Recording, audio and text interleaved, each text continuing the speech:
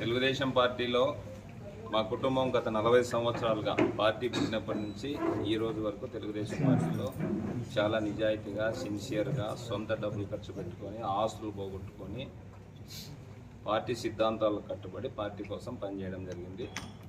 2019లో MLA అభ్యర్థిగా చంద్రబాబు నాయుడు గారు ప్రకటించారు. ఆ ఎలక్షన్లో ఫైట్ చేశాను, ఓడిపోయాను. ఆ మరుసటి రోజు నుంచి కూడా నేను పార్టీ కార్యక్రమాలు తూచా తప్పకుండా రాష్ట్ర స్థాయిలోనే 10వ స్థానంలో ఉండే విధంగా అన్ని కార్యక్రమాలను దిగ్విజయంగా చేయడం జరిగింది. ఏ సర్వేలో చూసినా కూడా నా పేరు రావడం జరిగింది. కానీ ఈ నియోజకవర్గంలో ఎమ్మెల్యే టికెట్ ప్రకటించినప్పుడు ఈ నియోజకవర్గంలోనే కాదు ఎక్కడా కూడా ఈ రాష్ట్రంలోనే జెండా విలువ తెలియకపోకున్నటువంటి వ్యక్తి, జెండా కూడా పట్టుకోకున్నటువంటి వ్యక్తికి తెలుగుదేశం పార్టీ అభ్యర్థిగా టికెట్ ప్రకటించడం జరిగింది.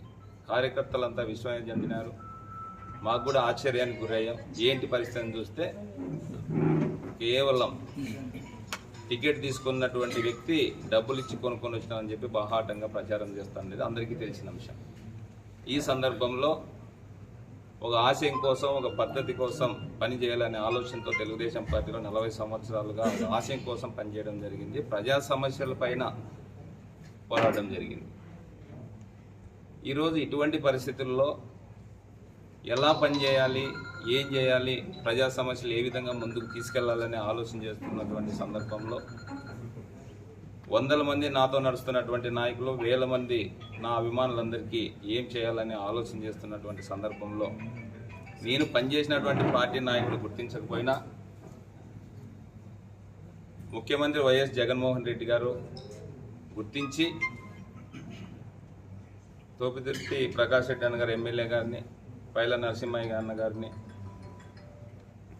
ఎంఆర్సి రెడ్డి అన్న గారిని, రంగయ్య అన్న గారిని, ఎంపీ గారిని, వీళ్ళందరినీ పంపించి మన పార్టీలో అతని సేవలు ఉపయోగించుకుందాం, పార్టీలోకి ఆహ్వానించడం చాలా సంతోషించదగ్గ విషయం. ఎందుకంటే పని చేసినటువంటి పార్టీ కాకుండా పోరాటం చేసినటువంటి పార్టీ నాయకుడు నా కష్టాన్ని గుర్తించి ఈరోజు వచ్చి ఆహ్వానించడం చాలా సంతోషంగా ఉంది. ఖచ్చితంగా ఆ నాయకులు, కార్యకర్తలందరితోనూ మాట్లాడి ఒక పాజిటివ్గా మంచి నిర్ణయం తీసుకుందామనే ఆలోచనలో ఉన్నాం. అలా అందరి నాయకులు, కార్యకర్తల అభిప్రాయాల ప్రకారం త్వరలో నిర్ణయం తీసుకుంటామని చెప్పి వాళ్ళు కూడా గౌరవంగా ఇంటికి వచ్చారు. అందరూ వాళ్ళందరినీ స్వాగతించి ఎవరైనా ఇంటికి వచ్చినా కాఫీ, టీ ఇవన్నీ ఎవరు వచ్చినా మన సంప్రదాయ ప్రకారం రైతు కుటుంబంలో ఉన్నటువంటి వాళ్ళ మామూలే, ఆ ప్రకారం మనం చేశాం. వాళ్ళ ఆహ్వానాన్ని మేము మన్నించి మా పోరాటాన్ని, మా కష్టాన్ని ఆ పార్టీకి ఉపయోగించుకోవాలని ఆలోచన చేస్తున్నటువంటి ముఖ్యమంత్రి వైఎస్ జగన్మోహన్ రెడ్డి గారికి ప్రత్యేకమైనటువంటి కృతజ్ఞతలు, అభివందనలు తెలియజేస్తున్నాం. ఖచ్చితంగా మా నాయకులు